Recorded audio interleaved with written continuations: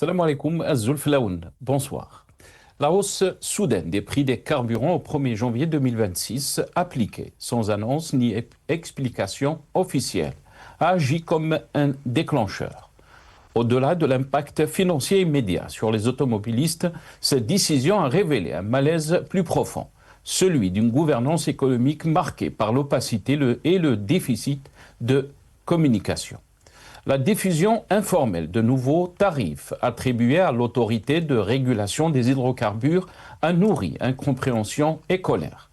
L'absence de clarification institutionnelle, malgré les interrogations soulevées par la contradiction apparente avec la loi de finances 2026, a accentué la défiance des citoyens, déjà fragilisés par l'érosion du pouvoir d'achat. Ce climat de tension s'est rapidement étendu au secteur des transports. Chauffeurs et transporteurs confrontés à la hausse de carburant et à l'entrée en vigueur du nouveau code de la route ont déclenché une grève ayant paralysé plusieurs wilayas. Pour eux, l'accumulation de charges économiques et de sanctions jugées excessives traduit une méconnaissance des réalités du terrain et un manque criant de concertation. Alors que les usagers subissent retards, désorganisation et perturbations quotidiennes, le contraste est frappant avec la satisfaction affichée par certains acteurs du secteur, notamment les exploitants de stations-service. Deux visions opposées d'une même décision, symptomatique d'un fossé grandissant entre impératifs économiques, exigences sécuritaires et attentes sociales. Au final, ces événements montrent que ce ne sont pas seulement les hausses ou les lois qui provoquent la colère, mais la manière dont elles sont décidées et imposées. Sans écoute, sans explication et sans transparence, l'ajustement devient impossible. La colère qui s'exprime n'est pas un accident, elle révèle la fragilité d'un discours idyllique du pouvoir, mis à l'épreuve dès qu'il se heurte au quotidien des citoyens. Nous en débattrons avec nos invités juste après cette petite intro.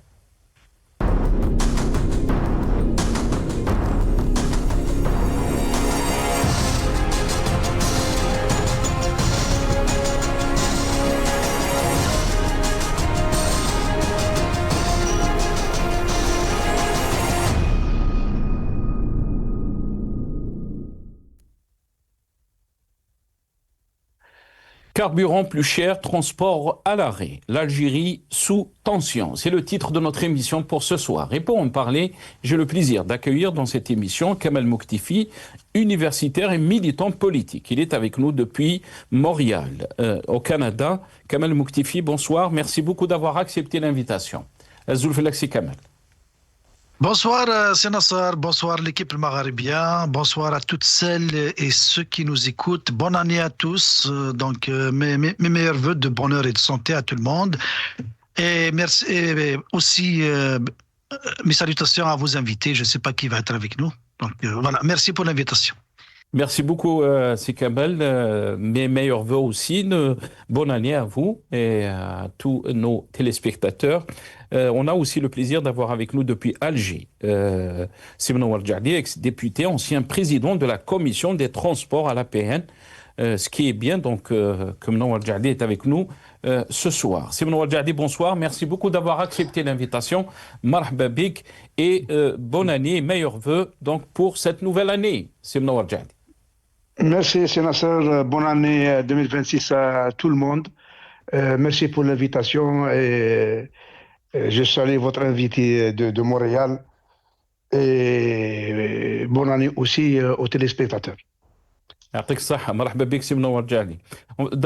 de rentrer dans le vif du sujet de ce soir, donc quelques articles de presse, mais aussi la presse nationale, mais aussi internationale. On va commencer d'abord avec ce communiqué de l'autorité de régulation des hydrocarbures, donc qui a circulé sur les réseaux sociaux, qui annonçait donc la hausse surprise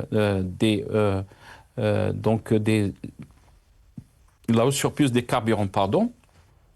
Voilà, vous êtes en train de voir le communiqué de l'autorité de régulation des hydrocarbures. Al-Watan, qui est revenu sur cette affaire aussi, a titré le journal Al-Watan « Carburant, hausse surprise des prix à la pompe ». Auras, donc ce site en ligne attitré Transport paralysé. Auras, donc transport paralysé, grève générale après la hausse de carburant et le nouveau code de la route. Pardon, Maghreb émergent, je m'excuse, mais nos amis de la régie, code de la route, carburant, sanction, le secteur du transport à l'arrêt. Donc, a titré Maghreb émergent. Auras, donc je disais transport paralysé, grève générale après la hausse du carburant et le nouveau code de la route. Le matin d'Algérie, nouveau tarif des carburants à la pompe, des hausses qui ne passent pas à titrer. Le matin d'Algérie. Et bien sûr, on va revenir sur un autre thème, la mort donc de Mohamed Harbi qui s'éteint à 93 ans.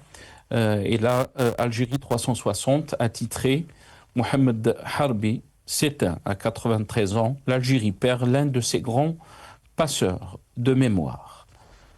Et aussi, la presse internationale a réagi donc, au décès de Mohamed Harbi. Le Monde, le journal Le Monde.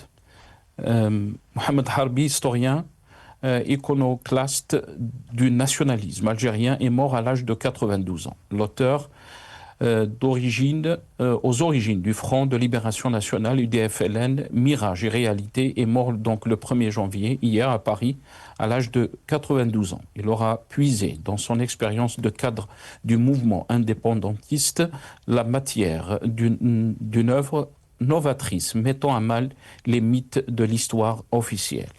Et on finit avec RFI, Radio France Internationale, décès de l'historien algérien Mohamed Harbi. C'était un partisan du dialogue, de la paix, attitré donc RFI.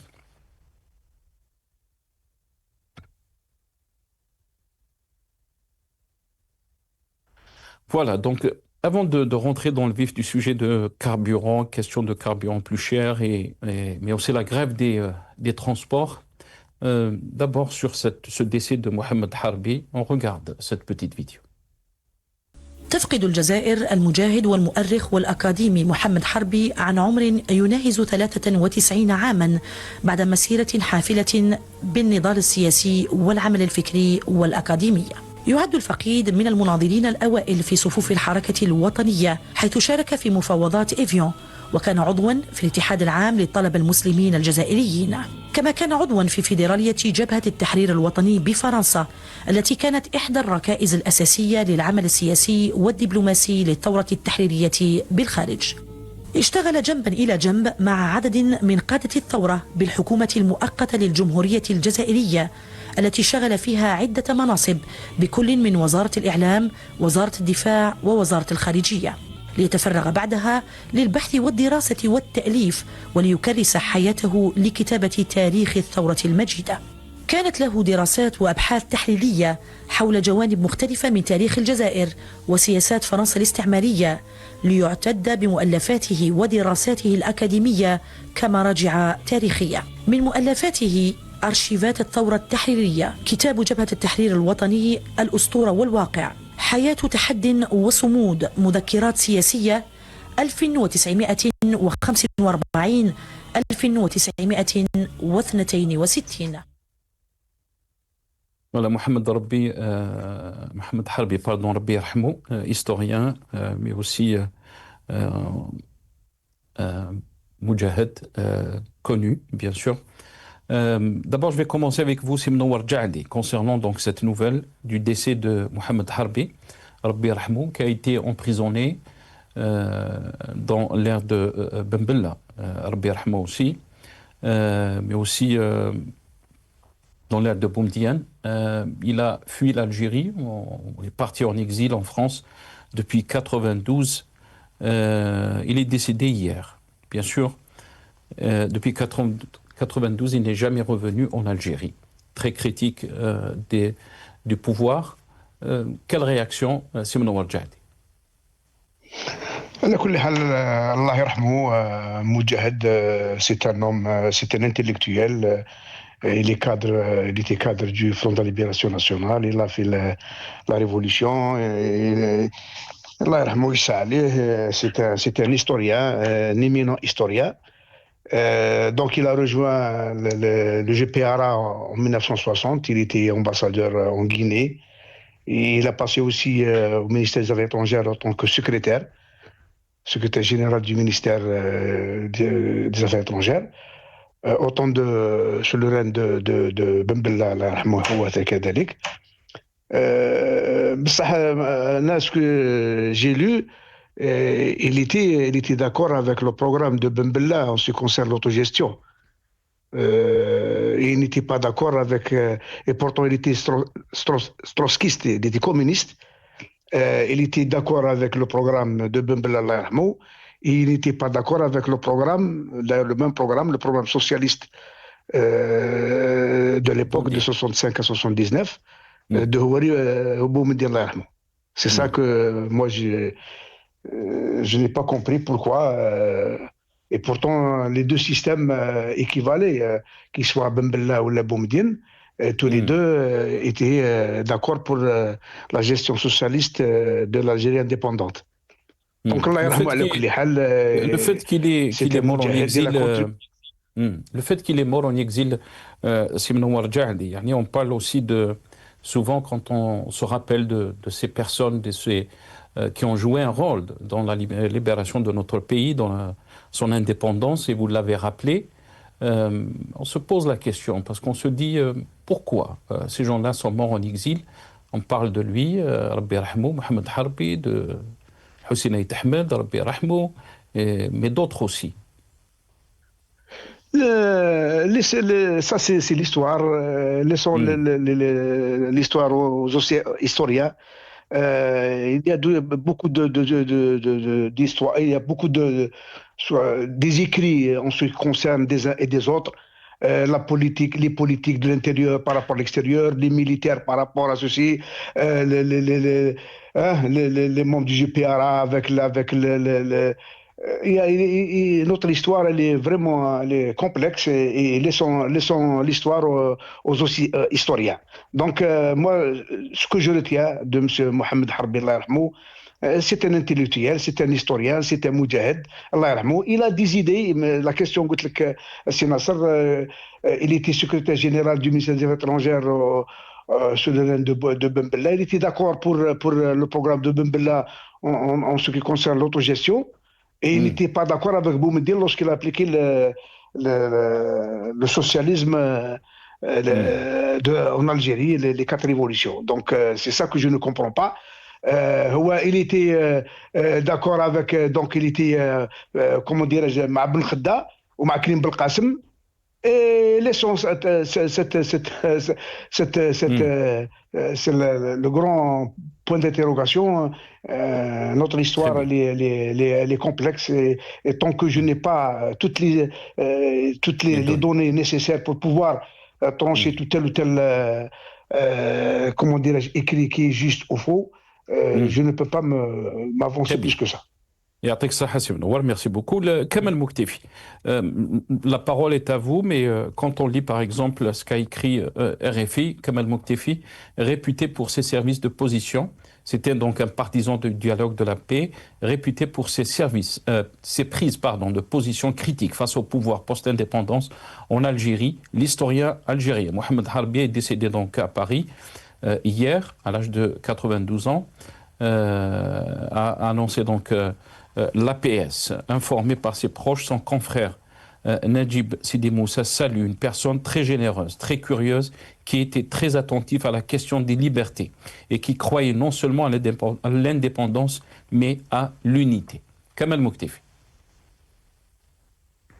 Oui, merci Nasser. Mohamed Harbi, c'est l'un des rares. L'un des rares, quand je dis rare, c'est-à-dire qu'on peut les compter sur les doigts de la main, une seule main. Comme historien qui à qui on peut reconnaître son objectivité dans l'écriture de l'histoire, dans ses récits, dans sa façon de transmettre ses témoignages, surtout en tant qu'acteur durant la guerre de libération, dans le JPRA, même dans le gouvernement de Ben Bella, qui n'avait pas duré longtemps.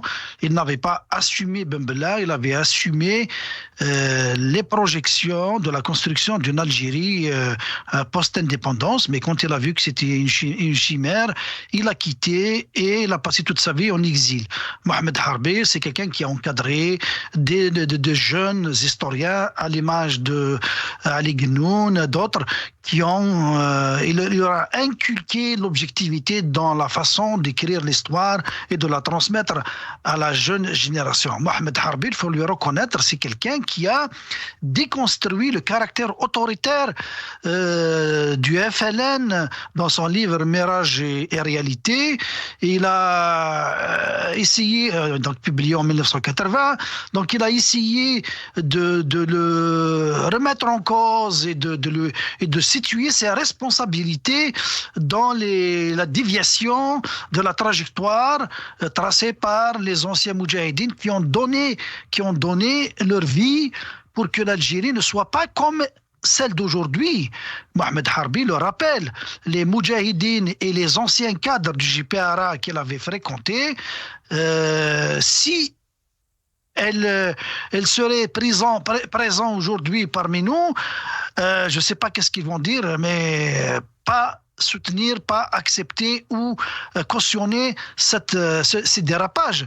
L'Algérie, telle que imaginée par Mohamed Harbi, par ceux qui ont participé à ses côtés à la libération du pays, le disent, comme Mohamed Harbi, il est mort, Allah yarhamou, uniquement hier. Donc, jusqu'à hier, il le disait que l'Algérie espérée, ce n'est pas celle qui a été soi-disant miroitée par le FLN d'abord et par les pouvoirs qui sont venus, les régimes qui sont venus après l'ouverture démocratique. Donc, il faut qu'on sépare Mohamed Harbi du FLN de post-indépendance. Il faut qu'on sépare Mohamed Harbi de ce que nous vivons aujourd'hui, parce qu'il a toujours refusé cette Algérie-là des mensonges, cette Algérie-là qui refuse à ses enfants de s'émanciper, cette Algérie-là, ce pouvoir-là qui joue au paternalisme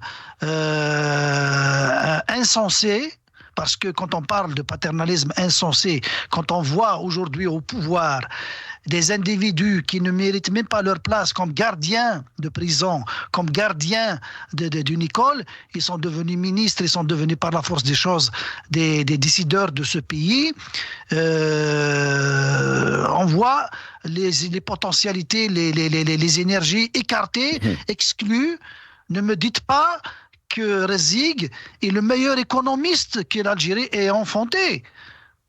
Si on compare Rezig, si on compare les ministres qui exercent le pouvoir en Algérie aujourd'hui, et ils seraient des gens qui ne méritent même pas le droit de citer au sein du pouvoir algérien. Et c'est ce que disait Mohamed Harbi. Mohamed Harbi, il dit que la révolution a été déviée. Les objectifs de la révolution ont été déviés, et c'est ça l'historien. Il a raconté il a raconté le rêve des anciens durant la guerre de libération, parce qu'il les a fréquentés, il les a côtoyés, il a travaillé avec eux, il était secrétaire dans l'entourage de Karim Belkacem, il était cadre au sein du JPRA, et je suis désolé. Mohamed Harbi à travers ça. Si on doit du respect à Mohamed Harbi, on doit dire que Mohamed Harbi n'a jamais cautionné les dérives autoritaires du FLN post-indépendance. Très bien. Kamal Muktefi. Bien sûr, on va revenir sur l'actualité. Paix à son âme, Rabbi Rahmou, Inch'Allah. Mohamed Harbi, l'historien, mais aussi l'ancien Moudjahid, avec tout. Bien sûr, l'histoire, son histoire par rapport donc à ce combat pour l'indépendance de notre pays. Rabbi Rahmou Wussaleh. On va revenir bien sûr sur le thème de ce soir.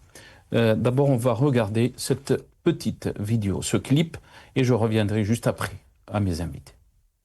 والله يا وزير النقل راك بغيت دير مشكل على بالك في هذه الجزائر قسما بالله ترك هذا القانون اللي درته انا نخلص ملايين يا سيدي الوزير ملايين نخلص كاري عندي الوليدات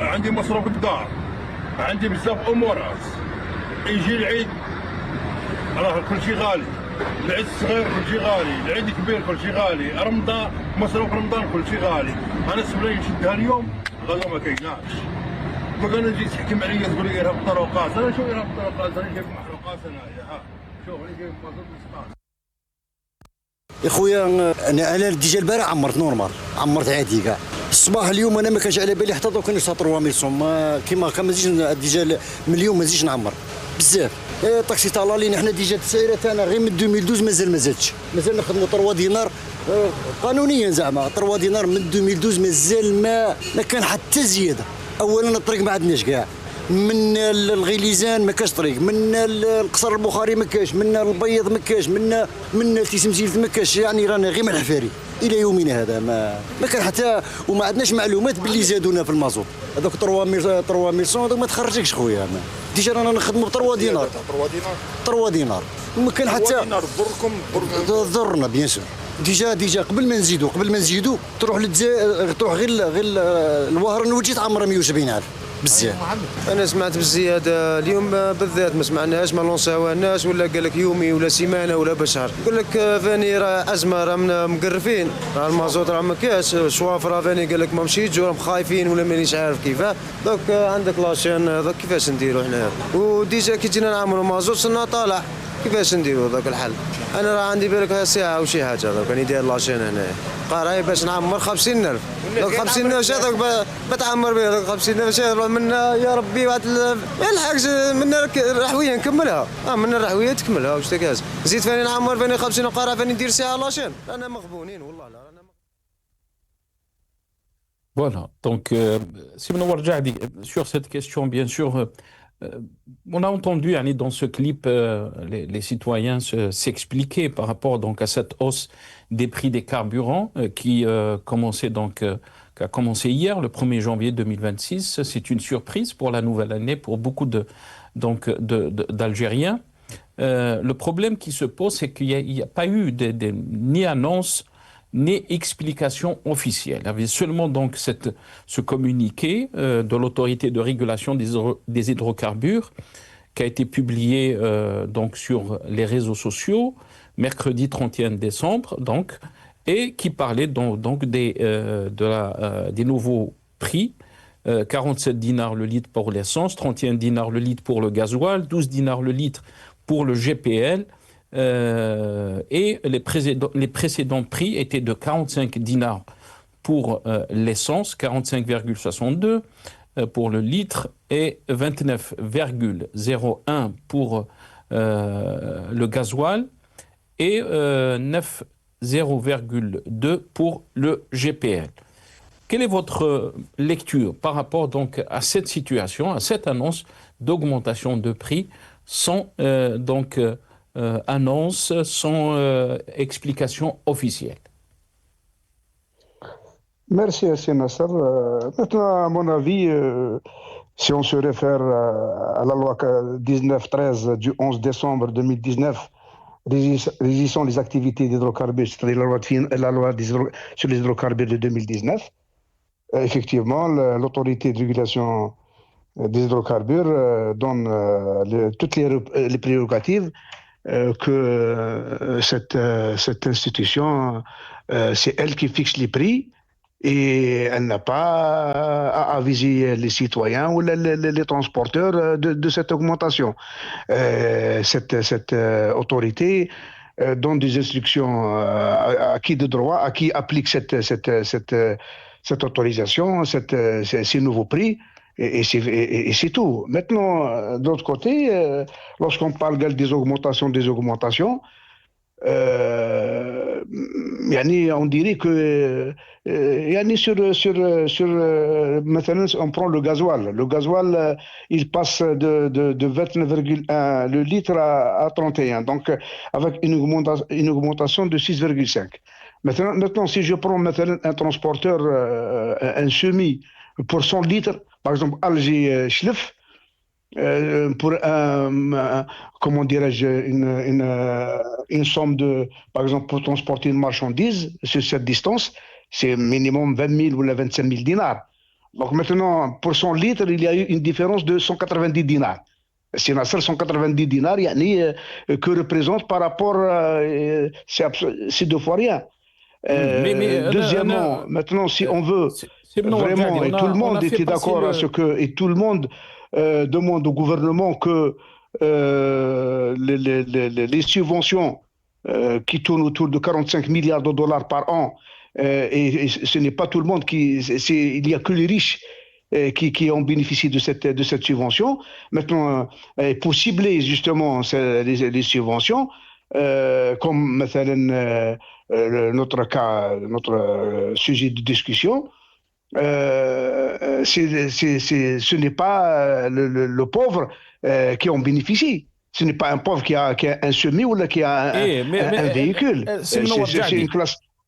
اسمح لي سي منور جعدي, est-ce qu'il n'y a pas un dysfonctionnement, parce que ce que vous posez est très important. Est-ce qu'il n'y a pas un dysfonctionnement par rapport donc à ces aides donc de l'État, puisque vous êtes en train de dire que les riches ne doivent pas bénéficier donc de ces aides au carburant, mais on a entendu dans ce clip qu'on a fait passer sur Nour Jadil, les citoyens sont pas contents. Ils sont en train de dire qu'il y a un impact, bien sûr, surtout les chauffeurs, les taxieurs, sur leur vie ou leur activité. Quel impact? J'ai donné un exemple. Quel impact? Un impact que maintenant sur une marge bénéficiaire maintenant minimum de 10 000 dinars, plus ou moins 200 dinars, que représente cette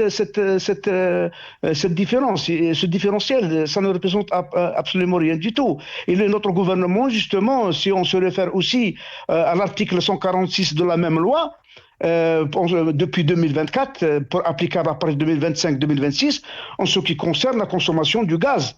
Maintenant, le gouvernement a pris une décision à ce que l'année 2025-2026, ce n'est pas le même prix qui est accordé au foyer.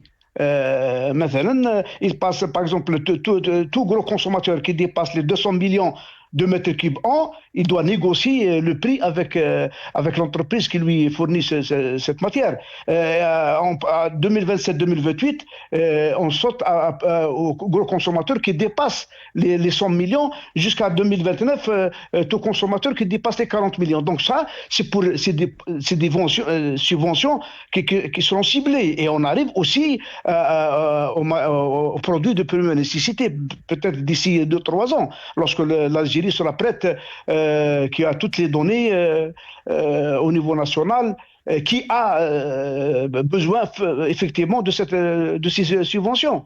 Donc moi je dis, je suis pas, je suis objectif. Lorsqu'on voit maintenant 1 litre de Saïda, l'eau minérale, qui coûte plus cher qu'un litre de gasoil, je dirais que c'est pas normal. Est-ce que c'est pas une contradiction, Simnawar Jadi? Est-ce que c'est pas une contradiction avec la loi de finances 2026? Les articles, je vais vous citer les articles 54, 55, 56 stipulent en effet le maintien sans changement des taxes et droits applicables aux produits pétroliers. Mais ça, c'est des entreprises, c'est pas les produits, comment dirais-je, la loi de finances, l'élaboration de la loi de finances, ça n'a rien à voir avec. Maintenant, s'il y a une entreprise maintenant qui veut augmenter maintenant les prix, je dirais, objectifs, diplomatiques, ou de n'importe quel produit, ce n'est pas, ça rentre pas dans l'élaboration de la loi de finances. Maintenant, une entreprise, cette autorité a décidé à l'augmentation de certains produits tels que l'essence sans plan, le gasoil et GPL. Donc, ça n'a rien à voir avec l'élaboration de la loi de finances. Très bien. Vous voulez rajouter quelque chose? Oui, oui, au contraire, maintenant d'un côté, on dit au gouvernement que ce n'est pas normal, il faut que le gouvernement trouve des solutions pour cibler les subventions, etc. Et de l'autre côté, lorsqu'on fait, c'est des augmentations dérisoires que représente par exemple une augmentation sur les 30 000 dinars, on ajoute plus ou moins 200 dinars, que représentent ces 200 dinars par rapport Très à bien. 30 000 dinars. لا مفهوم Voilà, monsieur منور جعدي. On comprend votre argument, Mnoar Jadi. Kamal Muktefi, qu'est-ce que vous en pensez? Yani, c'est dérisoire, est en train de dire Mnoar Jadi, ces augmentations ne représentent rien. Pourquoi ce malaise? Pourquoi les gens ne sont pas contents? Quelle est votre réaction? Parce que la question qui s'est posée, c'est la façon dont on a appliqué cette hausse des carburants, Kamal Muktefi. Votre réaction? Il faut faire attention de ne pas tomber dans l'analyse micro de ce que entreprend comme décision le pouvoir algérien. Il faut la voir à l'échelle macro. Parce que c'est un pouvoir qui n'a pas de vision claire, bien établie, qui assure une certaine cohérence à travers le temps. D'abord, nous n'avons pas un système économique bien établi, bien ancré, sur laquelle l'économie nationale fonctionne. C'est du tâtonnement, des erreurs essais. Jusqu'à maintenant, aucun spécialiste au monde, ni spécialiste algérien, ne peut vous décrire le système économique algérien. Donc, à ce moment-là, c'est un pouvoir qui tâtonne, c'est un pouvoir qui cherche à calmer la grogne, mais en même temps, il évalue les risques pas pour l'Algérie, les risques pour le maintien du système, le maintien du régime, la stabilité sociale, la stabilité politique qui va maintenir encore le système vivant, existant. C'est un pouvoir qui a toujours investi dans la stratégie de calmer la grogne, donc d'acheter la paix sociale. Et cela, il est carrément conduit dans la loi de finances de 2026 qui consacre environ 656 milliards de dinars au soutien direct des prix de produits de base. Donc 656 milliards de dinars, si on le convertit au taux officiel du dollar en dollars américains, ça représente à peu près 5 milliards de dollars. 5 milliards de dollars de subventions directes à la consommation dont les hydrocarbures font partie. Donc le gaz, l'électricité, l'eau, et on a d'autres, donc les produits de base alimentaires, céréales, lait, tout ça, mais le carburant. Ça veut dire que le pouvoir, avec une loi des finances qui annonce un 65 milliards de déficit, l'année passée, c'était à peu près autour de 64. Cette année, elle est élaborée avec, ils assument un 65 milliards de déficit. Donc, ils savent qu'avec ce déficit, avec la baisse du prix de baril du gaz et de pétrole à l'extérieur, donc à la vente, les recettes vont baisser. Avec quoi ils vont garantir l'application de la loi de finances? Avec quoi ils vont remplir ce budget? Il n'y en a pas. Donc, ce qui est apparent, les 5 milliards de produits de subvention, apparemment, si on le regarde au niveau macro, ils sont en train de les attaquer. Ils sont en train de s'attaquer aux subventions qu'ils garantissent au peuple, mais ils choisissent où frapper. Parce que c'est de cette façon-là qu'ils vont réduire le déficit qui touche qui est annoncé dans la loi de finances 2026. Donc à ce niveau-là, moi je ne regarde pas pourquoi le prix du gaz, du gasoil, de l'essence coûte tant, parce que d'abord, il n'y a pas de concurrence sur le marché, il y a un monopole, il y a aussi l'intervention de l'État qui offre, qui subventionne ces produits-là, un grand milliardaire qui roule avec un grand 4x4 de la grosse cylindrée, il paye l'essence et le gasoil au même prix qu'un simple clandestin qui gagne sa vie, ou bien un simple taxieur qui gagne sa vie à la fin de la journée. Est-ce qu'il va ramasser ce qu'il va mettre sur la table pour ses enfants ou pas? Donc regardez un peu les inégalités assumées par ce pouvoir, parce que si on suit le discours de Tebboune qui travestit, qui galvaude tous les termes, que ce soit les termes imaginés par la révolution de 54 qui parlent de l'État social, l'État-providence et tout ça, ce sont des termes très beaux quand ils sont appliqués avec équité. L'équité, c'est ça l'équité, c'est pas l'égalité. L'équité, c'est de donner les moyens à tout le monde de s'émanciper. Donc, c'est un pouvoir qui refuse d'aller vers ce calcul. Pourquoi ? Parce qu'il ne pourra pas garantir une stabilité durant la transition. Si on arrête le subventionnement, les subventions accordées de manière anarchique à tous les produits pour tous les Algériens, et aller vers un autre système pour sélectionner les catégories sociales qui vont bénéficier de ces subventions, il y a une période de transition. Cette transition-là va créer un mécontentement. Et vu l'état d'illégitimité qui le caractérise, il ne pourra pas gagner la confiance des citoyens algériens pour qu'ils acceptent cette redistribution des richesses de manière équitable. Donc, il est en train d'exercer la force. Voilà, pour le moment, il a trouvé les hydrocarbures, les produits, donc l'essence et les carburants pour tester s'il y a une acceptabilité sociale sur cette augmentation. Il va y aller vers le sucre, il va y aller vers le lait, il va y aller vers le café, il va y aller vers tous les d'autres produits, parce que il va essayer d'équilibrer entre le mécontentement et la pérennité du système. C'est ça qui va jouer. Très bien, reste avec nous Kamal Mouktifi. سي منور جعدي يعني l'argument de Kamal Mouktifi a été aussi soulevé par plusieurs spécialistes économistes, cette question donc de moyens, les moyens de sa politique. Est-ce que par exemple le pouvoir il pourra garantir donc cette politique sociale, cette politique de subvention? On l'a vu donc ce 1er janvier, de cette hausse du carburant et qui peut aussi toucher d'autres secteurs. Est-ce que la question qui se pose, est-ce qu'on a les moyens ou ce pouvoir a les moyens de sa politique? Effectivement, moi, avec tout l'esprit que je dois à votre invité, c'est comment il s'appelle Kamal Mouktifi.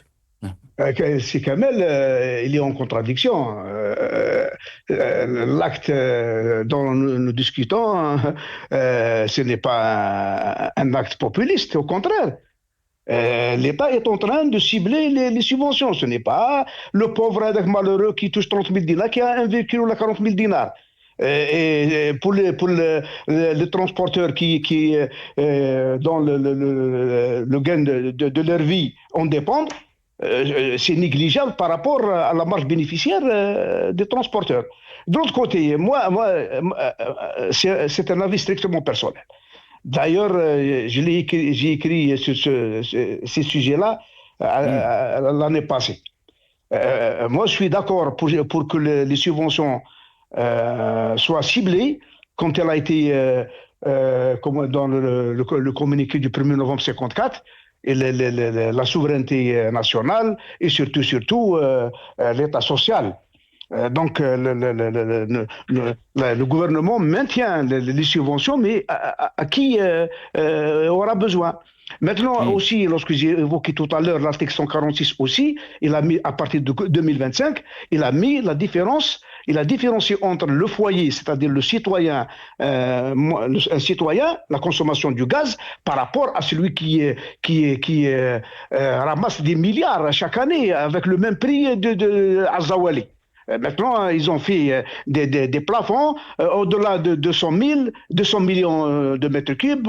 Il y a, à partir de 2027, 2028, au-delà de 100 millions. Et en 2029, c'est au-delà de 40 millions. Donc, ça touche les grands consommateurs de ce domaine. Moi, je suis aussi d'accord pour l'eau. L'eau, il est subventionné par l'État. Surtout, l'eau nous coûte trop cher. Les stations de dessalement d'eau de mer. Et des piscines, des usines qui consomment justement. Il faut faire la distinction entre celui qui consomme, entre l'eau domestique, l'eau délégation pour l'agriculture et l'eau industrielle. Et on doit faire la part des choses. Celui qui a une usine qui consomme beaucoup d'eau, il ne doit pas payer l'eau comme le citoyen, un pauvre citoyen. Deuxièmement, en ce qui concerne, je saute du coq à l'âne, je m'excuse, je ne suis pas d'accord à ce que l'autoroute Est-Ouest qui reste sans paiement. Moi, je suis pour que les ressources nécessaires pour pouvoir maintenir l'autoroute Est-Ouest pour qu'elle ne se dégrade pas, il faut des pillages. On ne reste pas comme ça. C'est ce qu'on appelle le populisme.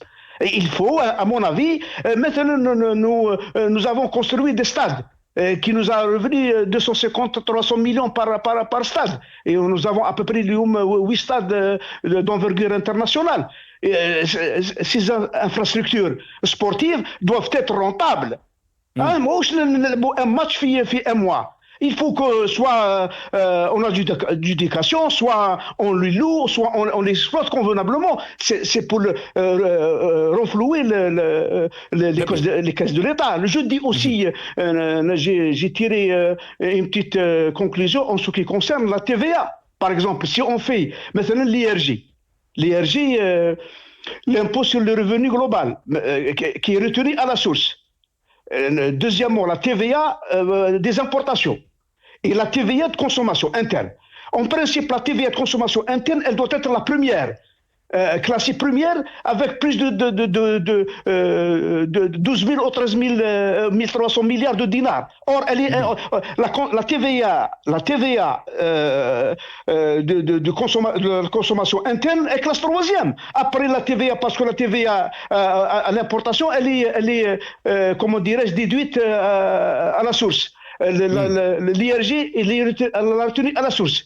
Et on fait rien, c'est-à-dire les services du ministère des Finances ne font rien, aucun mécanisme pour pouvoir mettre des garde-fous pour que la TVA revienne à la caisse de l'État, qui revient d'une façon indirecte aux citoyens.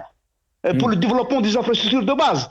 C'est ça ce qui est important. Moi aussi, je suis d'accord pour ce que le gouvernement mettra à très court terme des mécanismes pour cibler les subventions, monsieur n'importe qui en bénéficie. Mais pour maintenant, pour cette augmentation du gasoil... Pour l'instant, touche tout le monde. C'est tous les Algériens, qu'ils soient pauvres ou qu'ils soient riches, sont en train de payer le même prix, donc à la pompe. Parce qu'on est pressé un peu par le temps, on aimerait aussi aborder la question de cette grève des transporteurs qui est liée aussi à la hausse du carburant, mais aussi à ce nouveau cadre juridique qui touche donc les transporteurs, et pour beaucoup de transporteurs, ce cadre juridique les pénalise. D'abord, on va écouter les grévistes, donc ces transporteurs, et je reviens juste après à vous. شوف ناملوا من الدولة الجزائرية، احنا ناملوا من الدولة الجزائرية تاعنا أن تنظر بعين الاعتبار، وحاجة باينة مش هم الذر. سيد الرئيس الطريق أنا جايين الطريق الحمراء عندها 5 سنين 60 كيلو وأنا مازلنا ما كملناهاش. الطريق أنا جايين 5 سنين 60 كيلو وانا مازلنا ما كملناهاش. اصبر نكملوا 60 كيلو الساعه نموتوا فيها كلهم بعد نكملوا. باهي اصبر خلينا نموتوا الساعه الطريق هذيك ومن بعد نكملوا. ماناش حابين نتحسوا على الامور هذه كل، وماناش حابين البلبله هذه كامل. درنا فيديو على معناه عن فلاحه الخطره اللي فاتت، نستنوا في مشكل فلاحه باش يتحل، فبدايه هي هذا في مشكل اخر. هي كيفاش عاد؟ صافي نكملوا هذا ما سيد الرئيس ونروحوا للسميد، نكملوا السميد نروحوا للزيت، نقعدوا نعانوا. لا اله الا الله محمد رسول الله. راهو سيد الرئيس شوف نعطيك من قلب الحدث، الشعب راهو خلاص سيد الرئيس لهنا الشعب راهو خلاص سيد الرئيس. ليش الشعب هذا راهو ساكت سيد الرئيس؟ لأن عارف وعاش التسعينات وعاش الارهاب تاع الطريق صح.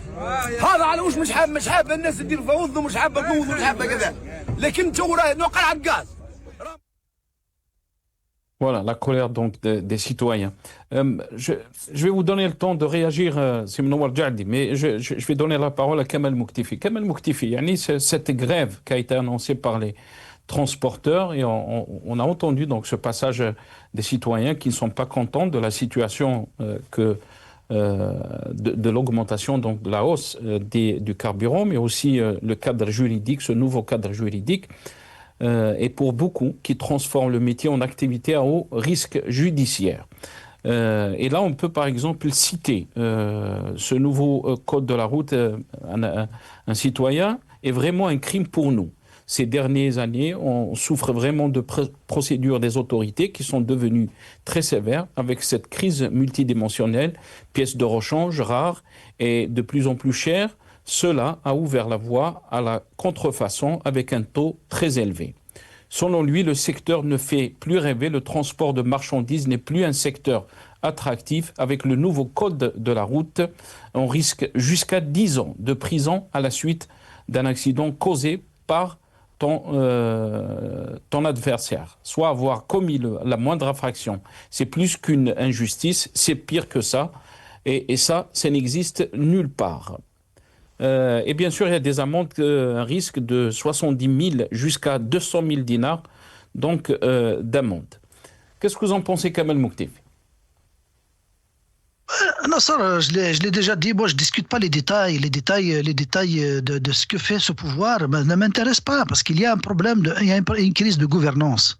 La crise de gouvernance, si on prend juste l'angle, on va l'analyser à partir de l'angle de l'intervention de ce citoyen-là que vous venez de montrer dans votre vidéo. Ce citoyen, il vous dit toutes les propositions, même dans celles parlées de Sidjadi, ce sont des propositions à lui. Mais il ne peut pas les imposer ad vitam aeternam à la nation algérienne et au peuple algérien. Vous avez des propositions, formulez-les dans un parti politique, dans un programme politique. Présentez-vous aux élections, le peuple va vous donner sa confiance pour un mandat.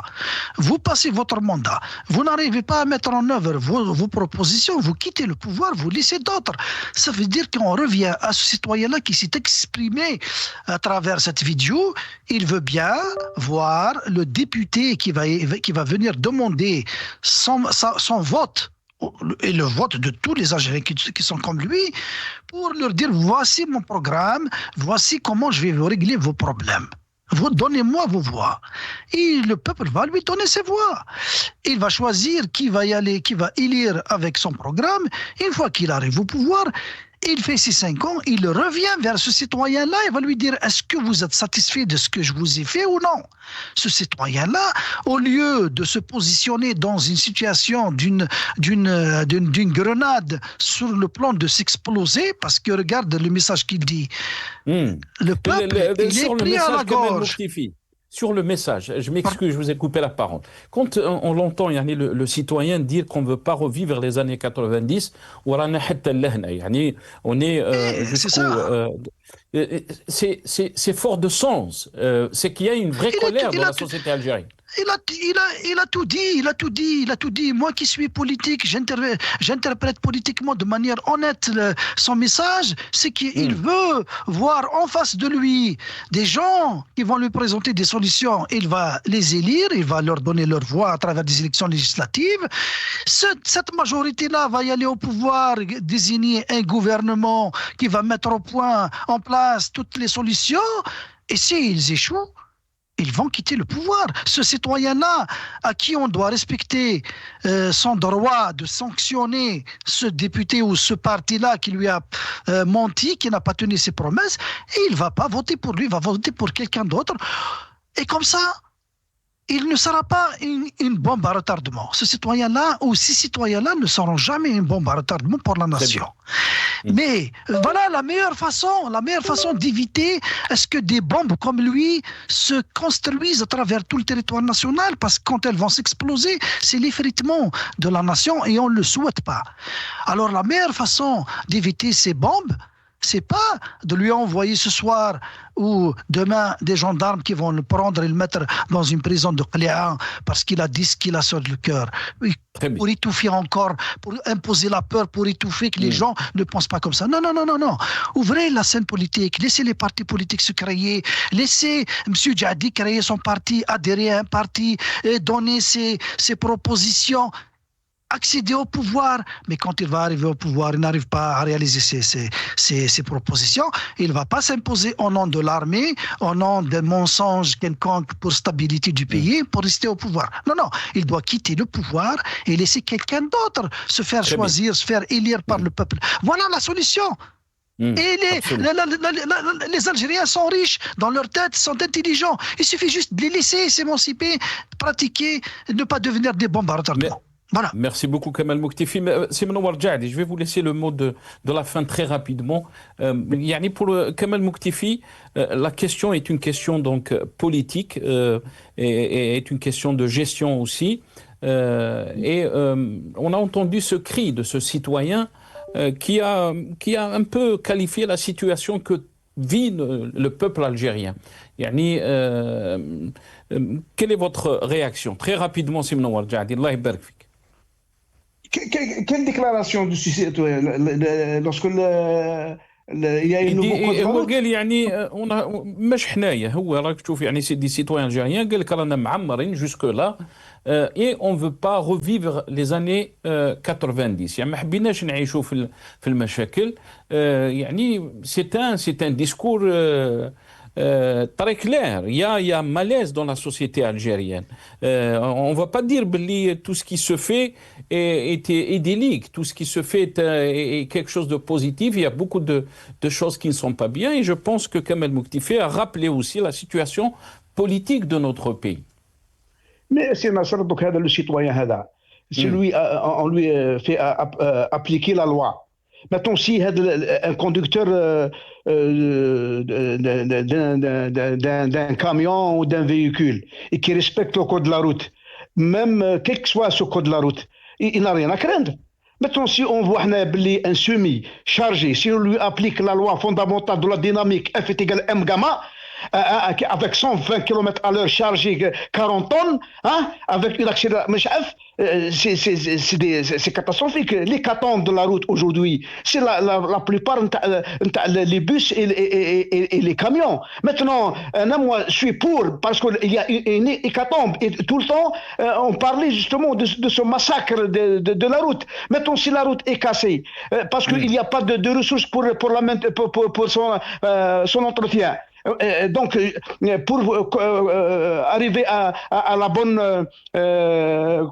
maintenance de cette route, il faut un moyen de ressources qui est le péage. Donc, tout est lié. Maintenant, je suis pour justement la sécurité du citoyen. On applique que chacun de nous, chaque citoyen, chaque conducteur doit respecter le code de la route. Maintenant, si l'autoroute est-ouest, tu trouves que la troisième position est réservée aux véhicules. Ou tu as un semi في troisième position, à 120 km à l'heure. وتحبسوا تقول له خساره عليك روتريت برمي بدا يقول لك حنا بغيتو نولوا 90. Ça, c'est une menace. Maintenant, lorsqu'on a tout le peuple est pour le ciblage des subventions.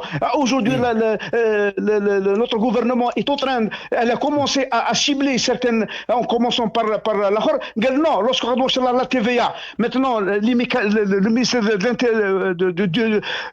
des Finances va mettre des mécanismes pour que chaque vendeur, chaque grossiste, chaque entreprise doit appliquer la TVA. Non, donc non, c'est pas comme ça maintenant. Votre invité, monsieur Kamel, il parlait du populisme, la politique populiste, etc.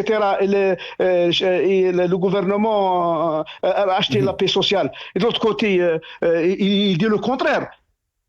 Je salue ces décisions pour le bien-être du citoyen algérien, pour le développement de l'Algérie, pour que les caisses de l'État soient remplies, pour qu'elle réalise les objectifs stratégiques de notre économie. Désolé parce qu'on a dépassé le temps de l'émission. Merci à vous, merci à Kamal Mouktifi, universitaire militant politique. Merci à Mnowar Djadi, ex-député et ancien président de la commission des transports au sein de l'APN. Merci à vous, chers téléspectateurs, d'avoir suivi cette émission. Yatakoum Saha. Bravo à la khair.